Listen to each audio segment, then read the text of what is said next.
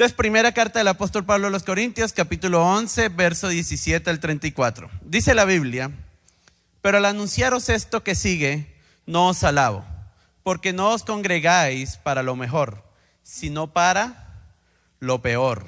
Pues en primer lugar, cuando os reunís como iglesia, oigo que hay entre vosotros divisiones, y en parte lo creo, porque es preciso que entre vosotros haya disensiones, para que se hagan manifiestos entre vosotros los que son aprobados. Cuando pues os reunís vosotros, esto no es comer la cena del Señor, porque el comer cada uno se adelanta a tomar su propia cena, y uno tiene hambre y otro se embriaga. Pues ¿qué? ¿No tenéis casas en que comáis y bebáis? ¿O menospreciáis la iglesia de Dios y avergonzáis a los que no tienen nada?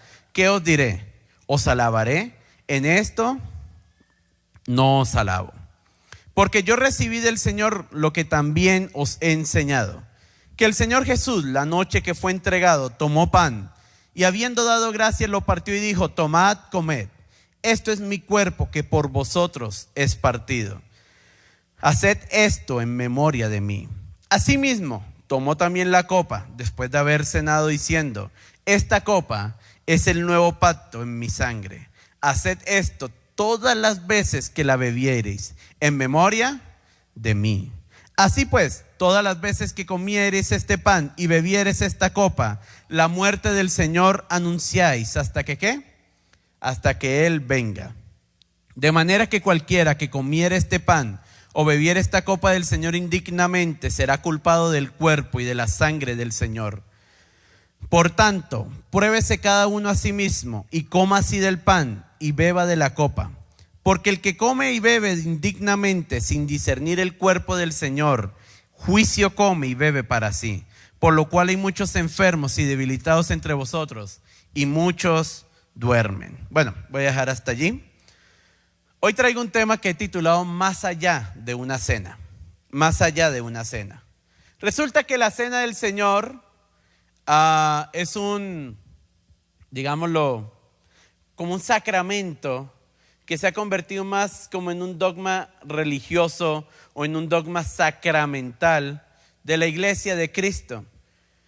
Los que asisten, por ejemplo, aquí a nuestra iglesia, Centro Familiar Cristiano, saben que el primer domingo de cada mes se celebra el servicio de cena del Señor los domingos. Y miren, se ha vuelto tan sacramental que hay gente que solo viene a los cultos de cena del Señor. ¿En serio? Los cultos de cena, si usted viene, los que son de aquí de la iglesia, sabrán que son los cultos que más se llenan, son los cultos que más la gente viene, porque hay gente que, como yo le llamo, son cenadores. Es decir, solo se aparecen cada cena del Señor. ¿Por qué? Porque se le considera un culto de muchísimo alto valor, muchísimo respeto, incluso en el tema de la vestimenta tiende a haber cambios. Ahí la gente no sé por qué, pero viene elegante, bien bonito. O sea, todo un ritual, digámoslo, alrededor de lo que es la cena del Señor. Pero ¿sabe cuál ha sido el problema con el pasar de los años? Que se ha vuelto tan ritual que nos hemos olvidado de lo que verdaderamente es la cena del Señor. A veces estamos más pendientes de cómo la tomamos. A veces estamos más pendientes de si la vestimenta, de si esto, si lo otro, que realmente cómo la estamos tomando nosotros. Antes de ir a fondo con la enseñanza, quiero darles un contexto histórico. Corintos era una región de Grecia bastante rica. Eran muy ricos la gran mayoría, pero obviamente había sus diferentes clases sociales. Había la gente muy rica, pero había la gente también pobre. La cena del Señor, ¿cómo se hacía en la época bíblica?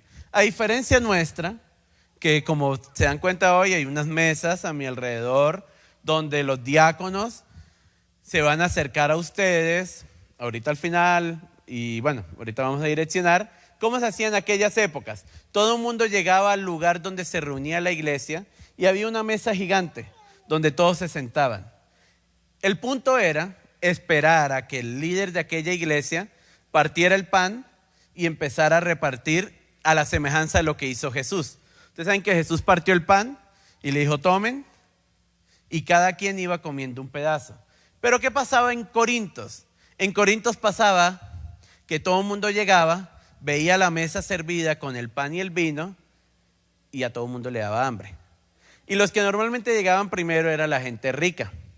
Entonces, ¿qué pasaba con esto? Al llegar la gente rica a Corintos y ver la mesa, miren, por más que tuvieran, esos se lanzaban a comer, pero a comer sin haberle dado gracias a Dios, sin haber hablado el líder. Por eso es que Pablo dice al inicio, en el verso 20, cuando os reunís vosotros, esto no es comer la cena del Señor, el 21, porque al comer cada uno se adelanta a tomar su propia cena. Es decir, veían el pan y cada cual cogía el pan y comía como si estuvieran comiendo en su casa. Y esto no era compartir la cena del Señor. Obviamente, a diferencia de hoy ustedes llegan y pues los elementos están a un lado. Por eso es que Pablo indica esta parte. Pero ¿qué si nos lleva a reflexionar esto? Nos lleva a reflexionar que así tal vez como la iglesia en Corintios estaba abusando de la cena del Señor, hoy en día también se abusa de la cena del Señor, pero de otras maneras.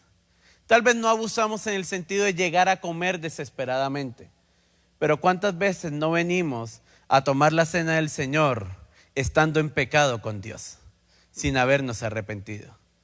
¿Cuántas veces no venimos a tomar la cena del Señor no habiendo perdonado a la persona que nos ha hecho daño, estando en amargura, estando en chisme, en hipocresía? Esto también es abusar de la cena del Señor. Y ustedes dirán, pastor, pero ¿por qué lo dice? Porque es abusar también de la cena del Señor. Y precisamente quiero comenzar por allí. Antes de hablar del poder de la cena del Señor, quiero hablarles de algo y que es qué significa tomar la cena indignamente. Y quiero que saltemos, obviamente, el verso 27. Dice que de manera que cualquiera que comiera este pan o bebiera esta copa del Señor indignamente será culpado del cuerpo y de la sangre del Señor. Entonces, ¿qué es comer la cena indignamente? Lo primero que nos lleva a comer la cena indignamente es satisfacer la carne. Satisfacer la carne. ¿Cómo así? Dice la Biblia en Gálatas, capítulo 5, verso 16, andad en el Espíritu y no satisfagáis para los deseos de la carne. Y no satisfagáis para los deseos de la carne. ¿Sabe que hay muchas personas que están jugando con Dios y aún así no les importa y a veces se atreven a tomar la cena del Señor? Eso es tomar indignamente la cena del Señor. Es tomar sin reverencia el nombre de Dios. Miren, casi la gran mayoría conocemos los 10 mandamientos. Y uno de los mandamientos dice, no tomarás el nombre del Señor tu Dios. ¿En qué? En vano. Pues no tendrá Dios por inocente al que tome su nombre en vano. ¿Sabe que cuando tomamos la cena indignamente es tomar el nombre de Dios en vano? Y vuelvo y digo, ¿qué es tomarlo indignamente? Lo primero es satisfacer la carne. Personas que mes tras mes lo que viven es satisfaciendo, pecando voluntariamente. Sabiendo que están pecando, ellos dicen es que no, para mí es imposible dejarlo. Ay, yo mejor sigo haciéndolo, ya que lo hice una vez, hagámoslo 2, 3, 4 veces. Y voluntariamente peca. Porque ahora bien, quiero decir, obviamente todos somos humanos. Y obviamente cualquiera aquí puede decir, no, pastor, pues ahí ninguno. Pues les digo que sí. Porque hay personas, como dice la Biblia, miren, a veces podemos fallar, pero yo no sé ustedes, pero por lo menos lo hablo por mí. Hay algo como que aquí adentro que me dice, oye, la embarraste. Que es el Espíritu Santo dentro de uno. A veces uno lo decide ignorar y va enfriando al Espíritu Santo, va apagándolo.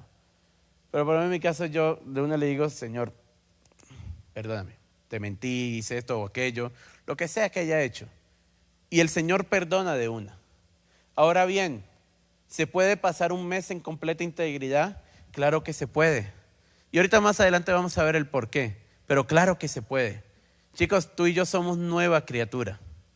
Y como nueva criatura, Todo el pecado, toda la maldad, todo lo malo que hemos hecho quedó atrás. En ti y en mí se está escribiendo una nueva historia.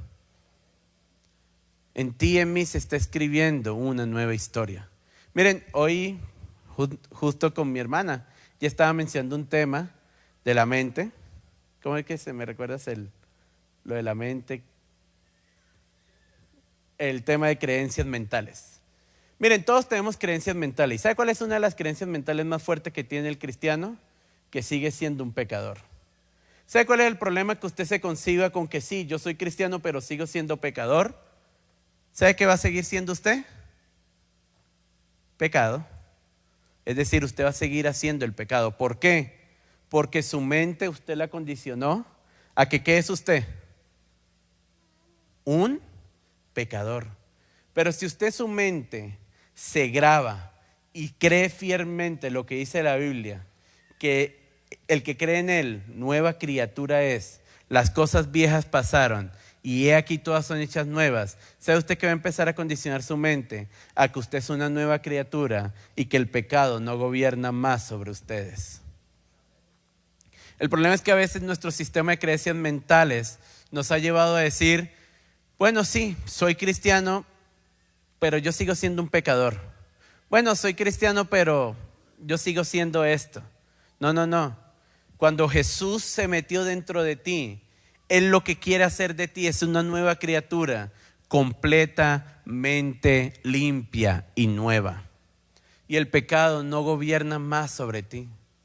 Pero muchas veces nos acercamos a la mesa, muchas veces nos acercamos a tomar la cena del Señor, habiendo satisfacido a la carne, con mentiras, no voy a hablar de temas sexuales, sino simplemente también mentiras, con odio, con hipocresía, con amargura, con codicia.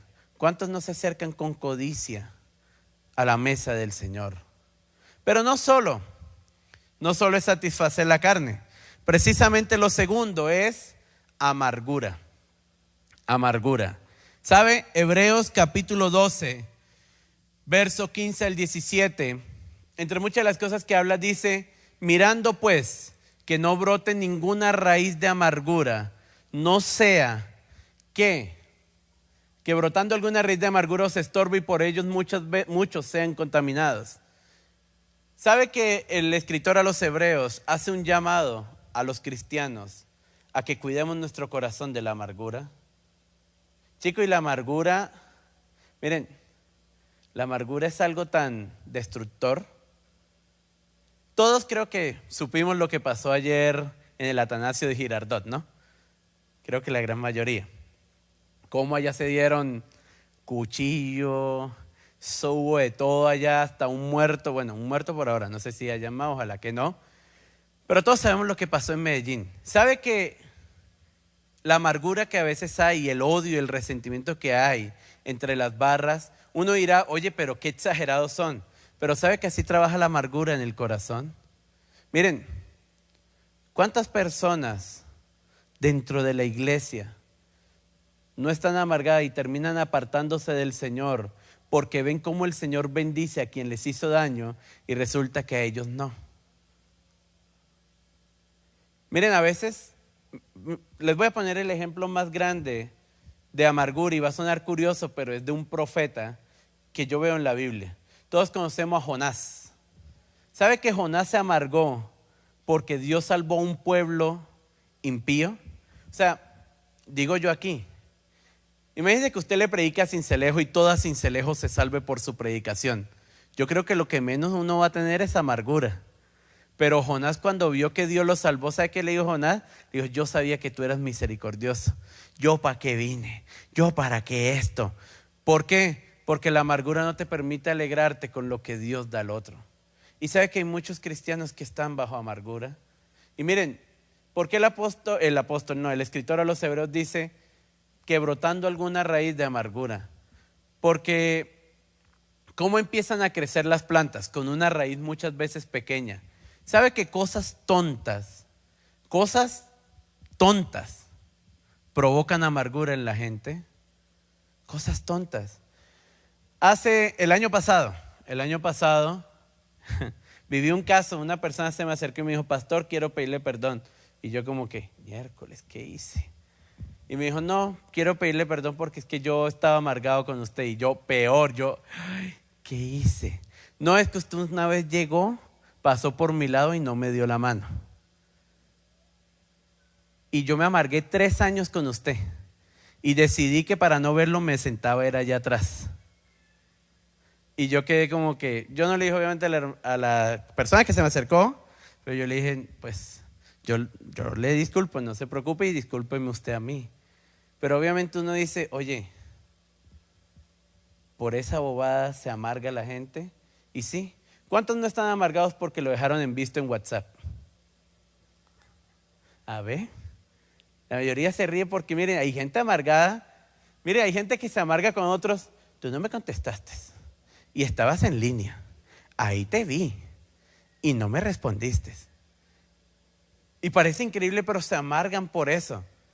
¿Cuántos no se amargan porque llegan acá y muchas veces no les dicen hola como quieren? Es decir, la amargura brota por cosas tan tontas, tan bobas, pero que te pueden apartar de Dios. Y peor, vamos a otro caso. Hay muchos que están amargados con Dios. ¿Saben por qué? Porque lo que esperan de Dios es lo material, cuando no se han dado cuenta que Dios ya les ha dado muchísimas cosas más. Miren, les quiero abrir mi corazón. Ese era uno de mis... Era un caso mío. Yo estaba en cierto punto amargado con Dios hace unos años, hace un tiempo, porque de verdad yo quería, llamémosle así, plata, dinero, y veía cómo Dios bendecía a otros y yo como que me estaba quedando, pero no me daba cuenta de todo lo que Dios me había dado. Y sabe que la Biblia enseña es que seamos agradecidos. La amargura, ¿cómo se quita? Con agradecimiento. A veces nosotros estamos tan amargados con Dios por lo que no nos ha dado, que no vemos lo que sí nos ha dado. Dios todos los días te da alimento. Dios todos los días te guarda la vida. Dios todos los días te da calzado, te da vestido. Puede que sí, estés viviendo una situación económica fuerte. Puede que tú digas, pastor, no tengo para pagar el recibo de la luz, no tengo para pagar esto, pero mira lo demás que Dios te ha dado. Y sabe que el agradecimiento abre las puertas a las bendiciones de Dios, porque Dios lo que más busca es un corazón agradecido, un corazón agradecido. Pero muchas veces la amargura daña nuestro corazón al punto de alejarnos de Dios. Y hay personas que se alejan de Dios de verdad porque su corazón se amarga con Dios, porque no logran entender por qué Dios no responde sus oraciones. Porque Dios no responde sus oraciones. Porque Dios sí responde la de otros, pero la de ellos no. Porque Dios aún, porque pareciera que a veces a los que están allá afuera en el mundo les va mejor que a nosotros los cristianos. Y de hecho Eclesiastés dice que no tengas envidia de las riquezas de los de afuera, porque igual perecerán y ellos serán sin vida eterna. Y a veces nos damos cuenta que nuestra riqueza es mayor que la de ellos. Porque como les dije unos viernes atrás, si usted llegase a morir, usted tiene asegurado algo que los del mundo no. Usted tiene asegurada la vida eterna. Ellos no. Y yo creo que eso es mejor que tal vez cualquier dinero, cualquier riqueza. Que Dios nos va a bendecir, nos va a bendecir. Pero a veces la amargura dejamos que brote en nuestro corazón y destruye nuestra vida por completo. Destruye nuestra vida por completo. Oigan, y la amargura, chicos, la amargura puede llegar al punto de nosotros buscar hacerle daño a otros.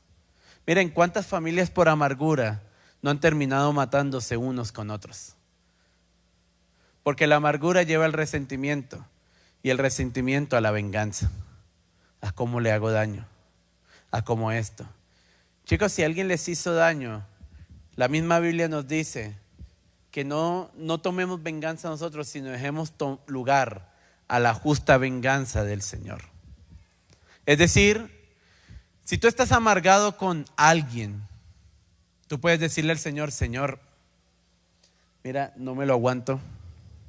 Señor, no lo soporto más, pero te lo entrego a ti. Tú lo eliminas porque no quiero ser yo. No, mientras tampoco le digan así a Dios, pero tú entrégale eso a Dios. Entrégale esa rabia, ese enojo a Dios y sana tu corazón. De hecho, en una de las preguntas que hicimos ahorita, la última, ¿cuáles son los dos mandamientos más grandes de Jesús? Primero, ama a Dios sobre todas las cosas y ama a ¿quién? A tu prójimo como a ti mismo.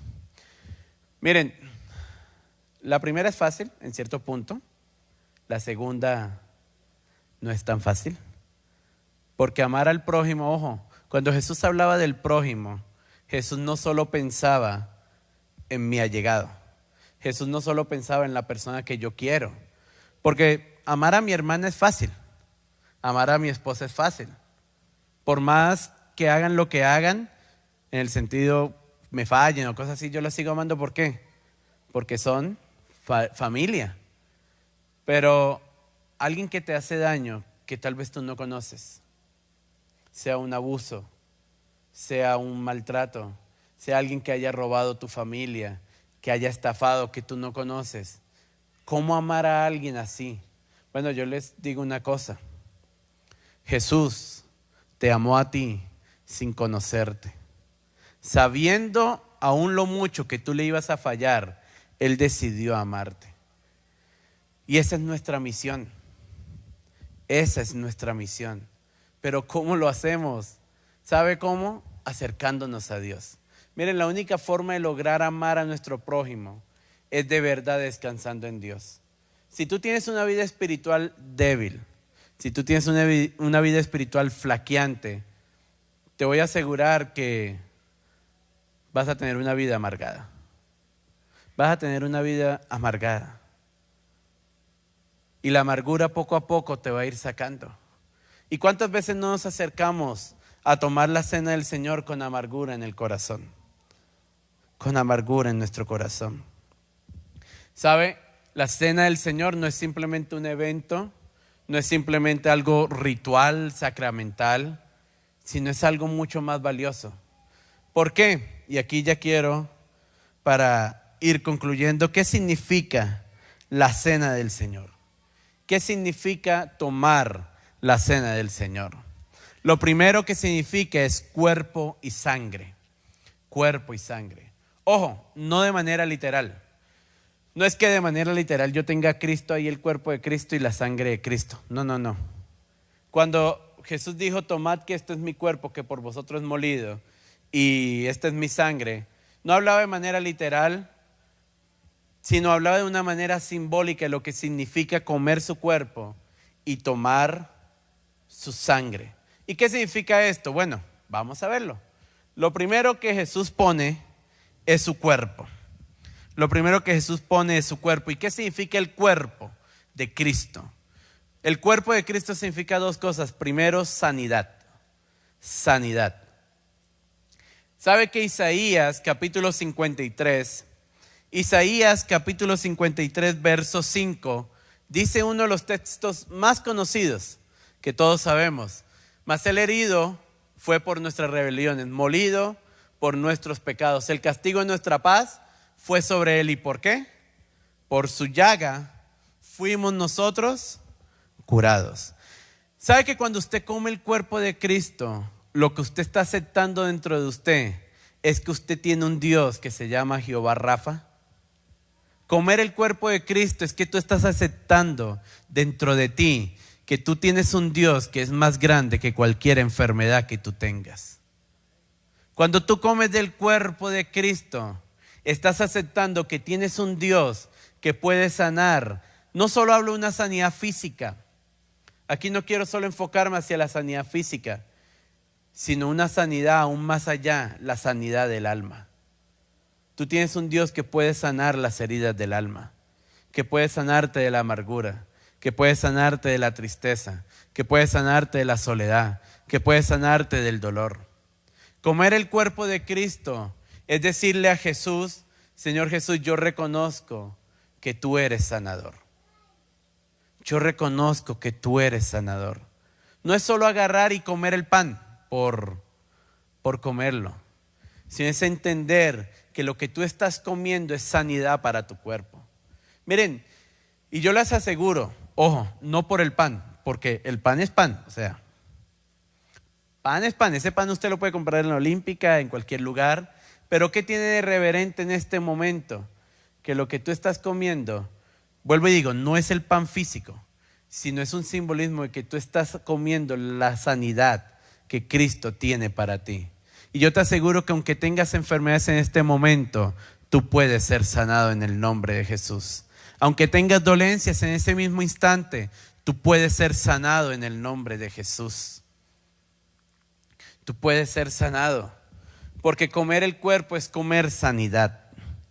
Comer sanidad. Participar del cuerpo es yo aceptar y decir, reconozco que en Jesús está mi sanidad.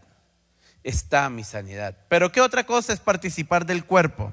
Nuevo camino. Nuevo camino. Hebreos capítulo 10, verso 20. Hebreos 10, 20. Dice la Biblia en Hebreos 10, 20 que se rompió el velo, el cual es su carne, que nos abrió un nuevo camino. Por el camino nuevo y vivo que Él nos abrió a través del velo, esto es su carne. Es decir, la carne de Cristo quebrada en la cruz del Calvario. Porque ojo, Jesús, miren, aquí la gran mayoría creo que hemos visto las películas que en Semana Santa, todas las Semanas Santas pasan las películas. Pero creo que para mí la más vívida escena fue la Pasión de Cristo. ¿Cuántos de aquí han visto la Pasión de Cristo? Creo que esa ha sido la más vívida película que ha retratado de verdad lo que vivió el Señor Jesús. Sin contar que lo único que tal vez le faltó a la película fue totalmente, obviamente, no podían por temas de edad, pero era totalmente desnudarlo. ¿Por qué? Porque los romanos tenían costumbre, desnudaban totalmente a la persona y los látigos iban por todos lados del cuerpo, por todos lados del cuerpo. Y eran normalmente 40 látigos, 40 latigazos. Es decir, lo que Jesús sufrió camino al Calvario era terrible. Miren, a veces pasamos por alto el sacrificio de Jesús, porque obviamente a veces lo leemos, lo vemos en película, pero les voy a hacer esta pregunta. ¿Quiénes aquí han pasado una noche sin dormir?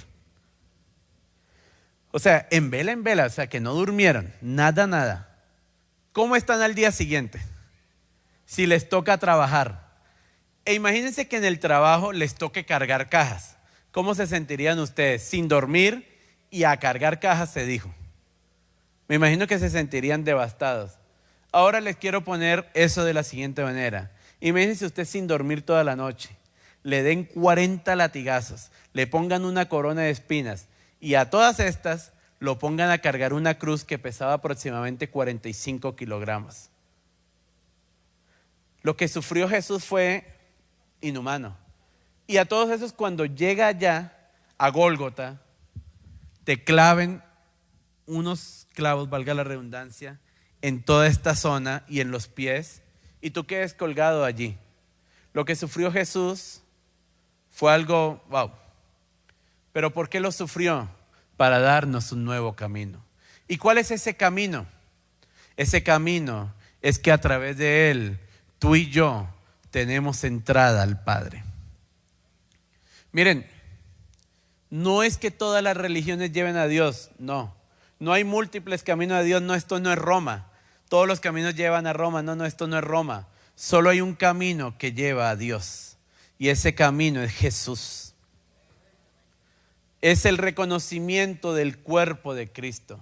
Cuando tú comes el cuerpo de Cristo, lo que tú estás reconociendo es que hay un nuevo camino hacia el Padre y que ese camino es Jesús. Pero no solo el cuerpo. ¿Qué más dijo Jesús? La sangre. ¿Y qué significa la sangre de Jesús? Redención. Efesios capítulo 1, verso 7. por quien tenemos redención en su sangre, el perdón de pecados. Cuando tú tomas la copa de jugo, de vino, en la cena del Señor, simbólicamente estás tomando la sangre de Cristo. ¿De qué manera? Estás reconociendo que Jesús te perdona de todos tus pecados y ha lavado por completo tu vida. Por eso es que el mismo apóstol Pablo dice que ¿por qué vamos a tomar la cena indignamente? Cuando la tomamos indignamente, lo que estamos diciendo es: la sangre de Jesús no fue válida para limpiarme mi pecado. La sangre de Jesús no fue válida para perdonarme. Porque les voy a decir algo, y ya la mayoría sé que lo sabe: no hay nada que usted pueda hacer con Dios para que Dios te ame más o menos. Él ya te amó por pura gracia. Él ya te amó porque a Él le plació amarte. Él ya te amó porque Él quiso amarte. Es decir, cuando tú tomas la sangre de Jesús, tú estás reconociendo que hubo un sacrificio tan perfecto que fue suficiente para perdonarte los pecados. La sangre de Jesús simboliza la redención que tenemos en Él. Tenemos perdón de pecados, pero no solo redención. Lo segundo es intimidad. Intimidad. Hebreos capítulo 10, verso 19. Hebreos 10, 19. Allí, mientras lo buscan. Hebreos 10, 19 dice: así que, hermanos, teniendo libertad para entrar en el lugar santísimo, ¿por qué? Por la sangre de Jesucristo. Les voy a dar aquí un contexto histórico rápido. En el antiguo pacto, tanto en el tabernáculo como en el templo de Salomón, existía algo que se llamaba el templo estaba dividido en 3 lugares. Estaba el atrio o patio, estaba el lugar santo y estaba el lugar santísimo. Al atrio entraba el pueblo para el tema de los sacrificios, allí podría entrar el pueblo.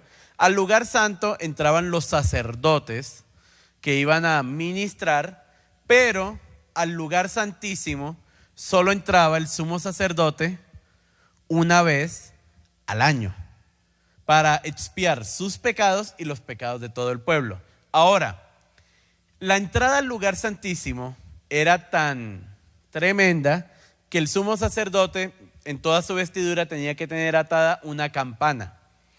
Si la campana sonaba, significaba que el sumo sacerdote se fue con Diosito.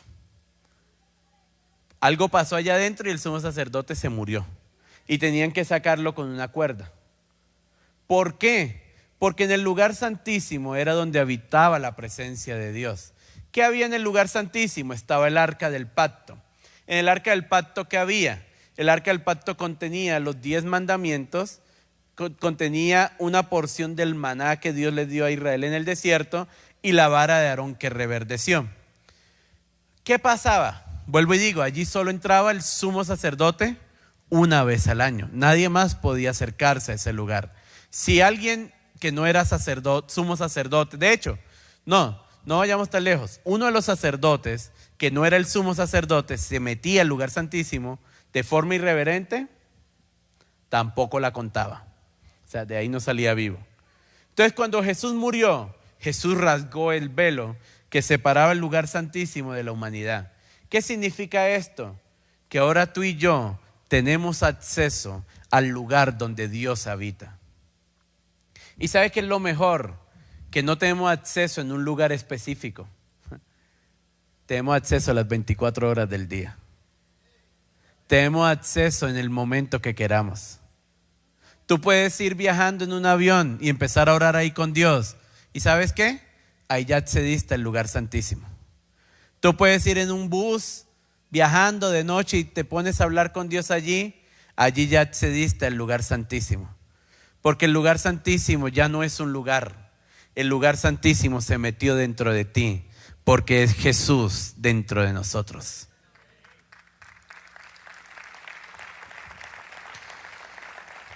Y la sangre de Jesús nos dio acceso a esa intimidad con el Padre. Una intimidad que tú y yo no teníamos y que jamás hubiésemos podido tener. Comenzando porque somos gentiles. Y creo que Israel está a kilómetros de distancia. Una intimidad que nunca íbamos a tener, pero que tú y yo podemos tener. Y que debemos aprender a valorar. Chicos, por eso una de las cosas, mira, una de las frases que más el diablo ha metido en la iglesia de Cristo a veces es: pastor, ore usted por mí, que Dios a usted sí lo escucha. ¿Sabe qué me muestra cuando alguien me dice eso? Que él no ha reconocido el sacrificio de Cristo por completo. Porque alguien que está lavado con la sangre del Cordero no necesita intermediarios para acercarse a Dios. Porque Jesús mismo le dio el acceso al Padre. Pero no solo cuerpo y sangre. ¿Qué es lo segundo? Lo segundo que significa la cena del Señor, y con esto concluyo: esperanza. Esperanza. ¿Por qué esperanza?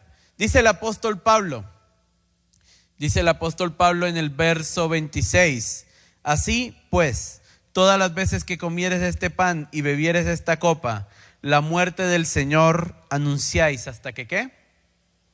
Hasta que Él venga. Miren, les digo algo: la cena del Señor debe ser un motivo de esperanza para nosotros. ¿Por qué de esperanza? Por dos razones. Uno, porque cuando participamos de la cena del Señor, estamos recordando que Jesús murió por nuestros pecados. Pero dos, estamos diciendo que Él regresará por segunda vez. Y les voy a decir algo: esto es, de verdad debe ser motivo de esperanza, porque el tú hablar y decir que Jesús volverá por segunda vez, es que te estás asegurando que todos los problemas terrenales que estés viviendo tendrán un fin. No importa las batallas que estés viviendo, tendrán un fin, porque vendrá un día en que todo ojo le verá. Vendrá un día en que nos encontraremos con Él en las nubes de los cielos. Vienen esos días. Vienen esos días. Sé que muchos cristianos a veces han perdido la fe. Y de hecho, a veces hasta se usa como en un tono de burla cuando alguien dice ya voy, y a veces dicen que como Cristo, que ya lleva más de 2000 años diciendo que viene y no ha llegado. ¿Por qué? Porque sé que muchos han perdido a veces la esperanza. Muchos han perdido esa esperanza. Pero quiero decirte que Jesús volverá. ¿Cuándo? No sé. Puede ser hoy. Puede ser mañana. Puede ser dentro de 5 años. Puede ser dentro de 10. Puede que ni tú ni yo lo veamos. Puede que venga dentro de 1000 años. Pero de que Él volverá, Él regresará. Y esa es una esperanza que nos da el compartir la cena del Señor. ¿Sabe que esperanza para nosotros, pero es terror para el mundo? ¿Saben por qué? Miren, bueno, aquí los que son más curiosos habrán escuchado lo siguiente que voy a hablar. Creo que aquí la gran mayoría ha escuchado algo que se llama el proyecto Blue Beam. O no sé si lo habrán escuchado o no.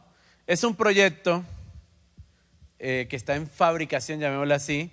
¿Cuál es su punto? Crear imágenes en los cielos para engañar a la humanidad. O sea, como crear imágenes en el cielo para poder engañar a la humanidad de supuestas invasiones extraterrestres o de supuestas cosas. ¿Y esto con qué fin se está haciendo? Con el fin de que la gente o la élite, ellos dicen que va a haber un momento en que gran parte de la tierra va a desaparecer. ¿Cómo va a suceder? No lo saben. Pero saben que millones de personas en la tierra van a desaparecer. ¿Y cuál es el punto? Engañar a la humanidad con que fue una invasión alienígena. ¿Por qué? Para hacerles perder la esperanza de Cristo. Y sabe que a veces hay personas cristianas que han perdido esa esperanza de que Jesús regresará por su iglesia. Por lo menos yo les digo sinceramente de mi parte, si ustedes me lo preguntan a mí, yo siempre le digo al Señor: Señor, si puedes venir, ven prontito, no tardes tanto. Ahí sí canto como el villancico: no tardes tanto. No, ahí sí, que venga rapidito. Porque por lo menos yo sé que cuando ese día venga, vuelvo y digo, va a ser de alegría para nosotros como cristianos. Bueno, si los que estemos firmes con el Señor, porque sorpresas nos da la vida. Pero va a ser un día de terror para el mundo. ¿Saben por qué? Porque va a ser el día del inicio del juicio final. Ustedes nunca se han preguntado o han escuchado la pregunta de por qué Dios parece que dejara a los violadores de niños, parece que no hiciera nada con los asesinos de niños, con los asesinos en serie, con muchas veces los malos. Porque les tengo una noticia. Dios está dejando, porque estamos en la época de la gracia. Dios está dejando a ver quién se arrepiente. Pero les voy a decir esto, y no solo voy a ir con los violadores, voy a ir con ustedes, los que estamos acá. ¿Sabe que si nosotros no nos arrepentimos de nuestros pecados y nos hacemos llamar cristianos y vivimos mentiras, vivimos en fornicación, vivimos en adulterio, ¿sabe qué está haciendo Dios arriba? Voy a poner el ejemplo conmigo. Dios dice: Isaac, tú te haces llamar cristiano y nunca te has arrepentido de las mentiras, y la sigue diciendo. Dios está llenando las copas de su ira. ¿Sabe qué va a pasar? Va a llegar un día, cuando Él regrese, que esas copas de su ira van a ser vaciadas sobre la humanidad. Y miren, yo les digo algo. Si ustedes creen que la humanidad está ahorita mal, déjenme decirles que cuando se desate esa cosa, dice la Biblia que la gente buscará la muerte. Y la muerte misma, ojo, la muerte misma se va de la tierra. Porque dice que la gente buscará la muerte del desespero, del día de la ira del Señor. O sea, ¿ustedes se imaginan cómo es ese día? De hecho, hay una de las copas que dice que el sol calentará 7 veces más su poder. Si está haciendo los calores que están haciendo, imagínense 7 veces más el calor que hace en Sincelejo. Entonces, tomar la cena del Señor nos hace recordar de que por ti y por mí Él regresará por segunda vez. De que Él regresará por segunda vez. ¿Sabes? En esta noche quiero recordarte, la cena del Señor no es solo un evento, no es solo un culto, no es algo solemne para ser respetado simplemente de forma externa. No que porque debo ir así, que porque debo ir así, no. Lo primero que tú debes ver es cómo está tu corazón, tus vestiduras espirituales. ¿Cómo está tu corazón delante del Señor? ¿Saben que el apóstol Pablo dice algo en 1 Corintios 11? Dice que muchos han tomado la cena indignamente y dice: por eso muchos están enfermos y débiles y aún muchos duermen. ¿Sabe qué quiere decir esa expresión duerme? Muchos están muertos. Miren, las enfermedades en el cuerpo vienen por 3 razones. Razón natural, o digámosle razón de genealogía, algo que pueda padecer tu familia. Viene por razón muchas veces diabólica. El diablo puede enfermar a la gente, que en ese caso ya son espíritus de enfermedades. Pero sabe que hay una tercera razón, y es un juicio de Dios. Y usted dirá: pastor, ¿por qué lo dice? El apóstol Pablo que dice: el que toma la cena indignamente, por eso muchos se enferman. ¿Sabe que hay veces que la gente no entiende por qué juega con Dios y se pone peor de salud? Se ponen peor de salud porque a veces estamos jugando con Dios. Chicos, Dios, ¿saben por qué asombra a veces esto? Porque, vuelvo y digo, Dios es un Dios de amor y eso está espectacular. Pero creo que nos hemos olvidado de algo. Hebreos dice que Él es fuego consumidor. Chicos, Dios es juez y Dios te ama, pero Dios es un juez justo. Y si tú de verdad no estás viviendo una vida digna y tú quieres participar de la cena del Señor indignamente y reverenciando su nombre, su justicia actuará. Ahora bien, esto no es para asustarlos, porque hay una solución. ¿Cuál es esa? Jesús dijo: si confesares vuestros pecados, Él es fiel y justo para perdonarlos. No es tan difícil, es simplemente reconocer. Por eso el apóstol Pablo dice: Por tanto, cada uno pruébese a sí mismo. Pruébese a sí mismo y sabremos si somos dignos de tomar la cena del Señor.